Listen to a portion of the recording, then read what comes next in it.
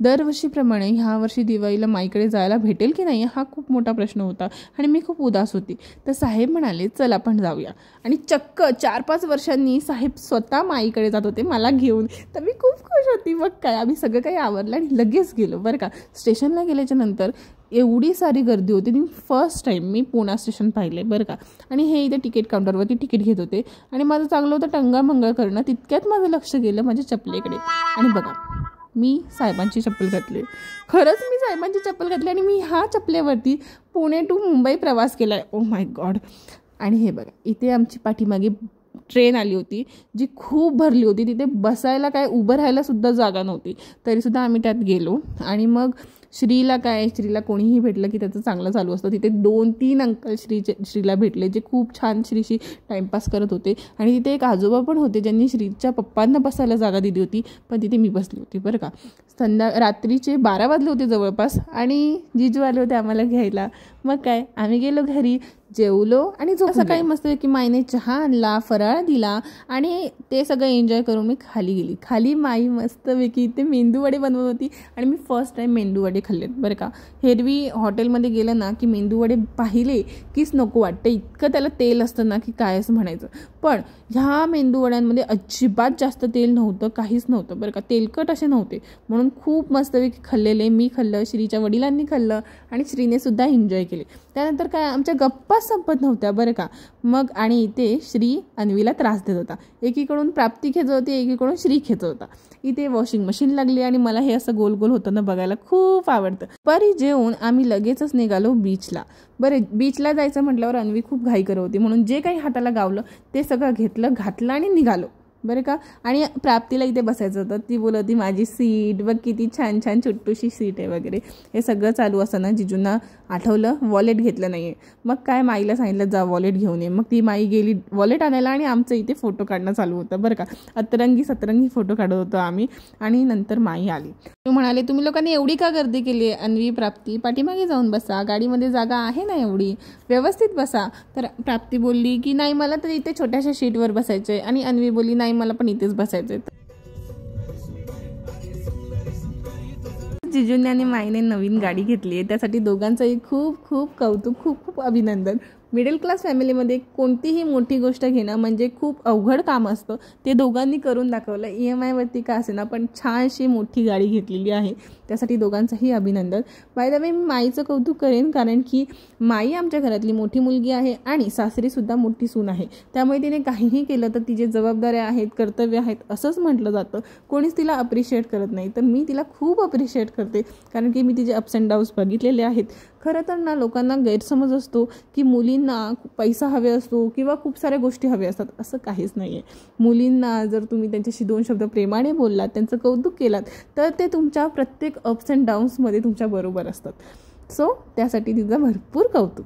Beach पाहिल्याच्यानंतर हे लोक असे पळाले ना की कायच म्हणायचं. वेळेला अन्वी श्रीबरोबर असल्यामुळे मी श्रीला सुद्धा जाऊ दिलं. बरं अन्वी जसं करत होती तसं श्री पण करत होता. आणि ह्या वेळेला श्री अजिबात लाटांना घाबरला नाही. उलट लाटांमध्ये अजून पुढे जात होता. आम्हाला खूप भीती वाटत होती. खूप खेळले हे लोक, खूप मजा केली बरं का. श्री तर बोलत होता अजून जायचं आहे आणि मागे यायचं नावच घेत नव्हता. आणि इथे अन्वी आणि श्रीचं खेळणं चालू होतं. प्राप्तीसुद्धा मध्ये मध्ये खेळत होती. नंतर प्राप्ती जाऊन शिशील गोळा करत होती. अन्वी आणि श्री इतके पाण्यामध्ये खेळत होते ना की कायच म्हणायचं. श्री तर पूर्ण डोक्यापासून पायापर्यंत भिजला होता आणि कधी कधी मध्ये मध्ये पडत होता. बरं त्याला काही लागलं नाही बरं का, पण खूप मजा केली त्याने. आणि इथे प्राप्तीचं बघा काय चाललंय ते. बरं अन्वीला असं करताना पाहून मग तिलाही तिथे प्राप्ती म्हणून लिहायचं होतं आणि इथे अन्वीला अन्वी लिहायचं होतं. तितक्यात पाण्याची लाट आली. मग काय श्रीला सुद्धा करायचं होतं पण श्री ते लोक काय करतायत ते त्याला कळत नव्हतं. तो बघा पाण्याच्या इथे जातो आणि परत पाठी येते. बघा बघितलं जसं तिने केलं तसं सेम ह्याला करायचं होतं. मग काय हा इथे पाण्यामध्ये बसूनच राहिला. किती क्यूट वाटतंय बघा ना. अशीच धमाल मस्ती तो करत होता. फर्स्ट टाइम तो बीचवरती इतका खेळला असेल आणि मला खूप छान वाटलं त्याला पाहून बरं का. खरंच बीचवर जाऊन खूप धमाल केली. पोरांना असं खेळताना पाहून पण खूप मजा येत होती बरं का. आणि पुढे अजून काहीतरी खूप छान झालं बरं का सांगते. ते असं श्रीला इथे मी पाहत होती, त्याचं खेळणं बिणं चालू होतं. आणि पाठीमागे म्हणजे हा आता बघा, श्री त्याच्या पप्पांना जाऊन सांगतोय की तिथे पाणी आलं वगैरे. प्राप्ती इथे एक एक शिसेल जमा करून साहेबांकडे देते आणि साहेबसुद्धा ते जमा करतात. मला तर लाटांना पाहायला खूप छान वाटतं बरं का. त्यात ह्याची मस्ती म्हणजे तर काही विचारूच नका, खूप छान वाटत होतं. आणि साहेब एक एक एक शिसेल जमा करत बसले होते. बाय द वे त्यांना इथे शंख भेटलं, पण ते थोडंसं तुटलेलं होतं, म्हणून मग ते मला सांगत होते. बरं, अन्वीला बघा किती छान शिसेल भेटला, पुन्हा जाऊन त्यांना देत होते. आणि ह्याचं लाठामध्ये खेळणं काही संपतच नव्हतं. ते मला सांगत होते मला इथे शंख भेटलं जे तुटलेलं होतं. आणि इथे अन्वीचं प्राप्तीचं पाहून ह्याचंसुद्धा जरासं मातीत खेळणं वगैरे चालू होतं. आणि ही मुमेंट साहेबांची मी फर्स्ट टाईम पाहिली बरं का. आणि इथे मला वाटलं की हे श्री लिहित आहेत, पण हे लिहित होते सिद्धी. आणि सिद्धीची विलंटी ह्याने चुकवली आहे साहेबांनी. पण ह्यानी फर्स्ट टाईम माझ्यासाठी असं वाळूमध्ये नाव दिलं. किती पोकी मुमेंट होता, वाव. बाय द वे हे काही आमचे फोटो आहेत. खूप छान दिसत होती माई बरं का. आणि मग काय सगळं रॅपअप करून आम्ही निघालो होतो. चला चला चला चालू होतं. हे दोघंजणं मस्त आहे की बाहेरच उभे होते, त्या लोकांनी काहीच केलं नाही तिथे बरं का. मग घरी येताना मस्त आहे की काळोख झालं होतं आणि मी रात्रीचा व्ह्यू इथे कॅप्चर करत होते. बीचवरून निघताना श्री पूर्ण भिजला होता. त्याला पाहून जिजू मला बोलवते, आता काय करायचं, ह्याला काय ओलंच घेऊन जायचं का घरी. तर मी म्हणाली, टेन्शन कशाला घेताय, गाडीत जाऊया, तिथे त्याचे कपडे आहेत घालूया आणि सुके कपडे घेऊन जाऊया. मग जिजू म्हणाले, तू आणलेस कपडे. मी म्हणाली हो. तर माई म्हणत होती, बघा आता तुमची मुलगी छोटी राहिली नाही आहे, ती आता एक आई पण झाली आहे, तिला बरोबर माहिती आहे. आणि मला ना इतकं गोड वाटत होतं ना. बरं, जिजू माझी अजूनही अशी काळजी घेतात जणू काही मी अन्वीच असावी आणि तेवढी छोटी असावी बरं का. किती क्यूट. मग मला विचारत होते, माझा काही फोटो बिटो काढलास की नाही. आता मी त्यांना काय सांगू, तुमच्या स्वप्नातली परी एवढी छान गाडी तुम्हाला भेटली आहे ना, मायने दिली आहे ना, मग ती ड्राईव्ह करतानाच फोटो काढला आहे आणि मी तुमच्याकडेच पाहत होती बरं का. खेर घरी गेलो, जाता जाता खूप धमाल मस्ती केली. शेवटी माझ्यासाठी चप्पल घेतली आणि दादा आला होता. तर घरी गेल्याच्यानंतर त्याला भाऊबीज केली.